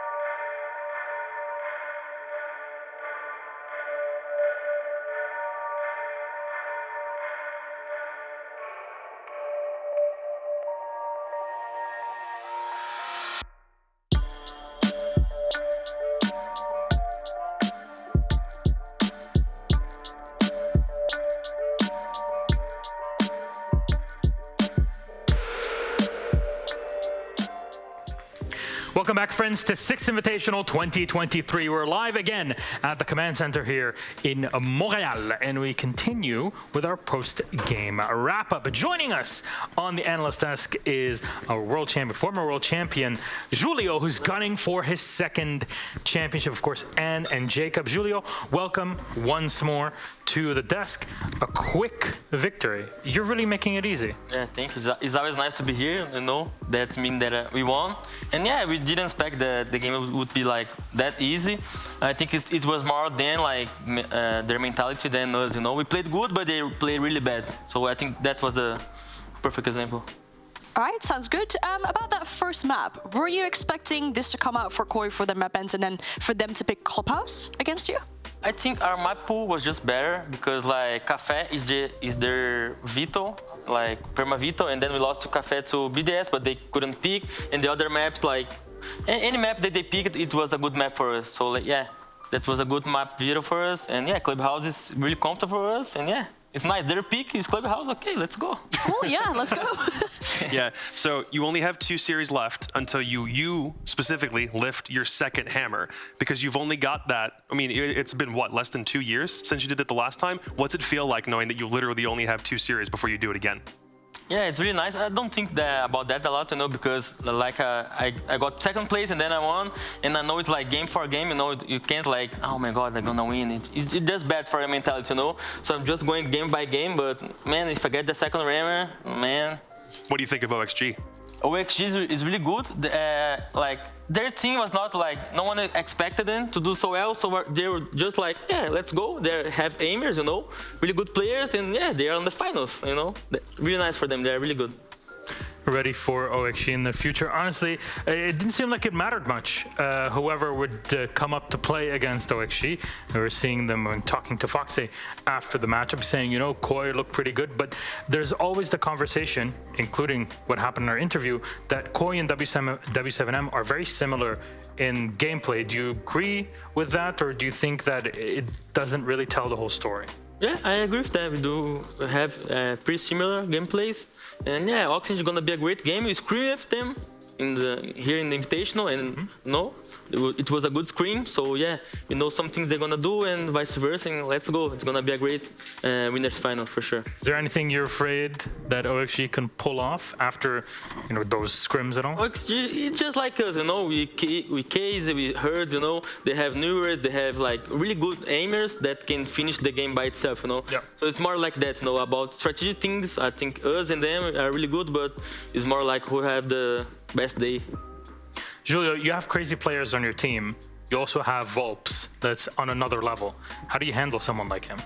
Yeah, they are young, they are hungry, they want to win so much, and yeah, I won one hammer, but I won the second as well, and we are really, you know, like united, and like we won, like I win with NIP, I feel like we are ready to win, you know. Sometimes you are in a tournament, you're not like the group are not that united, no. Yeah. But now we are, and we're gonna win this. What do you feel changed from Jönköping to now? Because remember in Jönköping, and can testify also, seeing, you know, you being more relaxed and the players, you know, very sad and crying. Also Mandy that was seeing it around, like it was just a difference between you and them. Do you feel that's changed since then? I think in Jönköping the problem was like M&M and Luz here in Invitational. Like we were really good, we won all the matches, and then the first match that we lost, the first like downfall, it was, you know. Yeah. So now here in the Invitational we lost to Koi, and then we were more like, you know, foot on the ground, not like, yeah, we're the best, we're gonna win. So that helped us a lot for sure. Okay, Julio, thank you very much for joining us on the analyst desk. There it is. Anything you'd like to say to your fans out there before we close off? Thank everyone for cheering for us. We are the Brazilian last hope with M80 and Alemão. Yeah, I hope Brazilian wins, and yeah, we are really prepared to win everything, and we are like having fun. That's the most important thing. And yeah, let's go. Thank you. Thank you very much, Julio. All right, let's go into our game analysis. First up, our MVP for the series, because we want to have a chat about big players like that. It is Volps, and he's impressive, isn't he? Look at those shades. Yeah, shades are very impressive, but the stats, honestly, are even more impressive. You look at that, 19 and 7, and I think the majority of that comes from this second game where Koi were unable to kill Volps up until round 5. He had one death on on Villa. Yeah. Yeah, that is absolutely insane. Also in that first map being so influential where they had that CCTV defense and he sat behind the bomb chassis, killed all the players, picking up a 4K in that round as well, where arguably, you know, Koi had the man advantage and still Volps was able to pull that round towards their favor. Yeah, no, seriously, it feels like everybody on w7m has the capability of pulling an MVP-worthy performance out of the bag at some point, and it's difficult to find one player that's the weak link. Again, if we were looking at Koi as a three-headed Cerberus, w7m is the five-headed Hydra that simply can't be stopped. It's insane to think what they're able to do on an individual basis, but it's the kind of initiative gameplay that all it takes is one crazy swing that you might pull off in a ranked game, but they make it look like the single most professional swing of all time, and they do it so well. I think Cerberus by default has 3 heads. Right, which is whereas why a Hydra could have many more. True, but we have to stick with just 5. So there's only 5 players in a server. That's on true. one team. That's why I said that.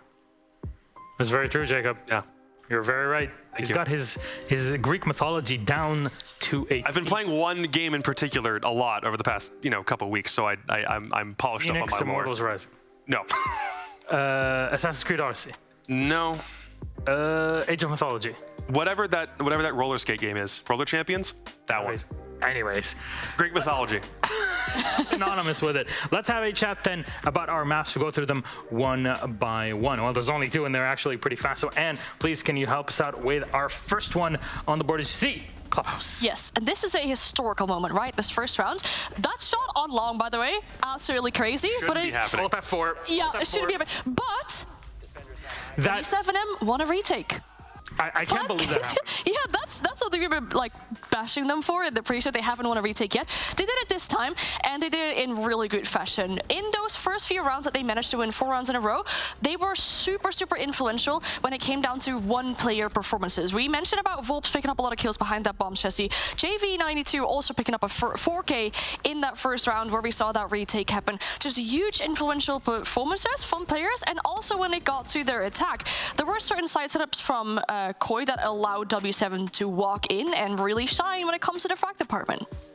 Biggest thing for me is that it felt like initially Koi were trying to bash their heads against a wall, getting through some of these setups that seemed like they were completely impenetrable in the way w7m had set things up. I think a big example was round 2, you're holding an Azami, a Jaeger, Wamai on rafters, and you're trying to push through it without a Monty, and it feels like the timing isn't quite there, but it feels like the overall strategy or the want to try and push through it the hard way is the way that Koi attempt to go through some of those rounds.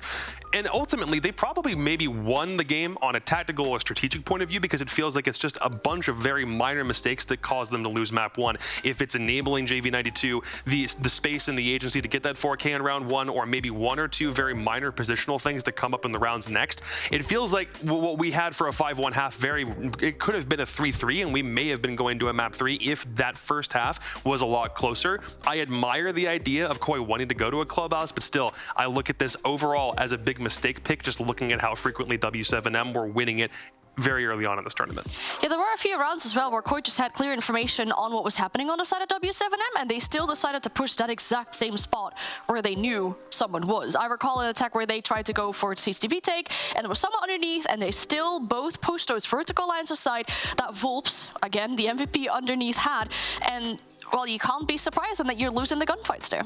Now on to map 2, which is our second and final map of this series. It was a... Do we have to talk about it? Speed run. We can make it very quick. It was a part of this matchup. True. It was 7-0.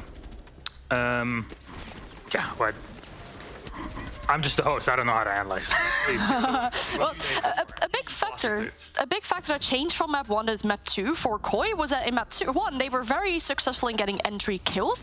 Entry conversion, not the greatest that we saw on the round count, but in that second map, Spoit was able to pick up an opening kill, and that's technically the only opening kill they got. Yes, you can make count that round where the Monty was team killed, but that was the only real influence that Koi had on the beginning of those rounds. And after that, for me personally, it felt like Koi were over-peaking so many situations. We just had 2 very clear examples there where they had the man advantage, they had the major win condition on their side because the Monty got team killed, and still you're managing to bring yourself down in a player disadvantage because you're over-peaking every single w7m player. I mean, the problem more stems from thinking that you need to make an impact and thinking the only way you can do that is by being aggressive and trying to play unexpected, but that you it's not something you can really do against a team like w7m that are dialed in on a level where even if you do like go try for that swing, they're going to unlock a second sleeper gear in the back of their head that enables them to win that gunfight 9 times out of 10. And it's a really weird thing to see a guy like Spoik get shut down as consistently as he did.